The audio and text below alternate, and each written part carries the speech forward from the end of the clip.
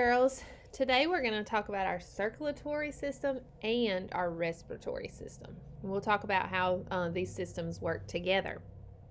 So your circulatory system, excuse me, is made up of a lot of parts. So let's just dig right into this. So our transportation system around in any cities or here in our towns, they have roads, they have buses, trucks to meet those needs of the people needing to travel. So very similar is your circulatory system. It's kind of like your body's transportation system.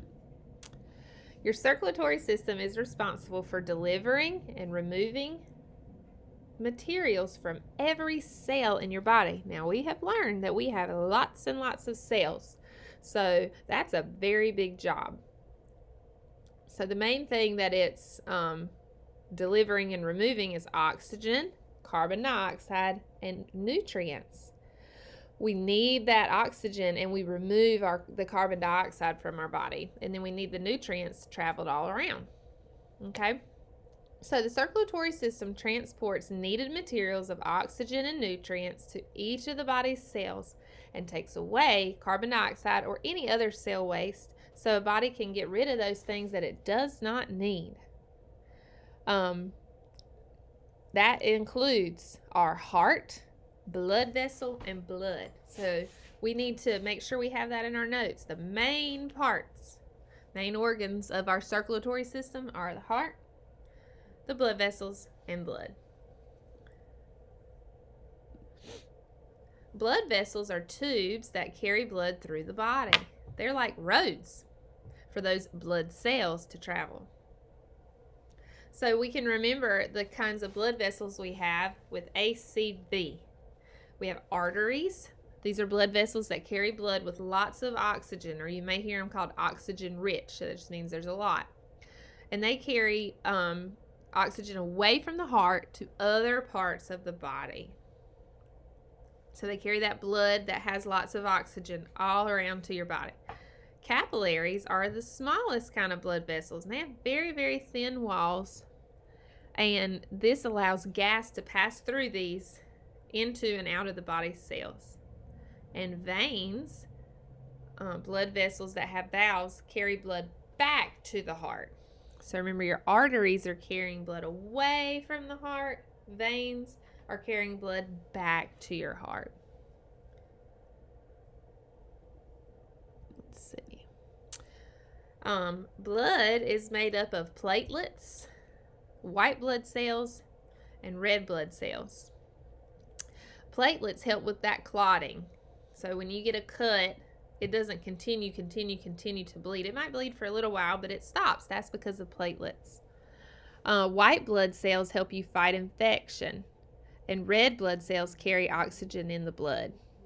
Now, the liquid part, plasma, is mostly water, and this is where nutrients and cell waste are carried into the blood. So you may have heard of people donating plasma and things like that because there are some nutrients in it. Okay, blood is the fluid of life. Like we said, it's transporting oxygen from the lungs to body tissue and carbon dioxide from it. Because it contains living cells, blood is alive. Red blood cells and white blood cells are responsible for nourishing, cleansing, and protecting the body. And since the cells are alive, they also need nourishment, just like we've been talking about. Vitamins and minerals keep the blood healthy. Blood cells have a definite life cycle, just like all other living organisms do. A little more than half of blood is made up of plasma, straw-colored clear liquid. Liquid plasma carries the solid cells and the platelets, which help blood clot or stop bleeding. Without blood platelets, you would bleed to death. It helps stop that bleeding when we start. What path does blood take after being pumped from the heart to the body? So it moves through the arteries and capillaries and returns through veins. So we can see that here, how it gets back to the heart. All right, so remember, so now we're going to talk about the respiratory system. Okay, this is our breathing. Lots of parts involved in the respiratory system. We're using our nose. That's an internal entry and exit point for air, breathing in and out of our nose. All right, we have our pharynx and our larynx. Pharynx serves as a passageway for air and food at the back of your throat. And larynx is like your voice box. And air passes over your vocal cords when you speak. Your trachea, sometimes called the windpipe, is what connects your pharynx to your lungs.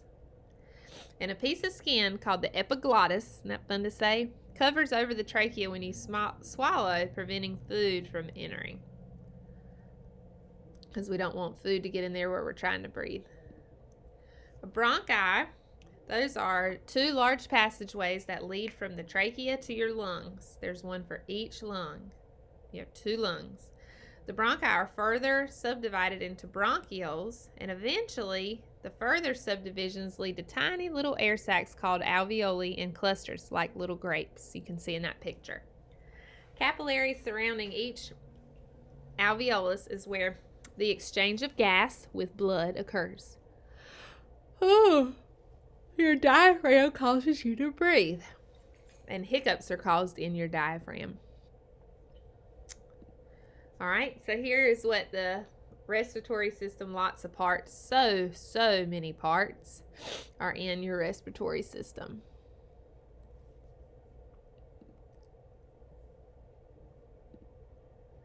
Your respiratory system's main job is to move oxygen from outside into your body and remove that carbon dioxide.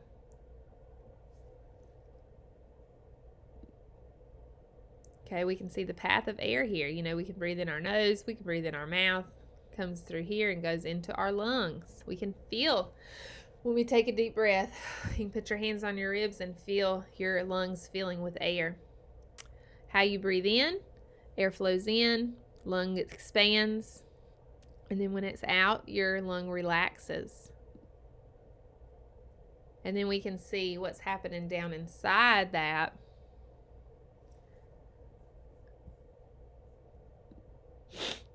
Respiratory and circulatory systems definitely work together. They connect the heart and lungs. We need this oxygen moving all through the body. The circulatory system might take it there, but without the respiratory system working, it couldn't get moved around by the circulatory system. All right. And remember, circulatory and respiratory system work together. They breathe in, you breathe in oxygen, and we get out that carbon dioxide. And we need the circulatory system to get nutrients that only you get by eating, digestive in some way, transported.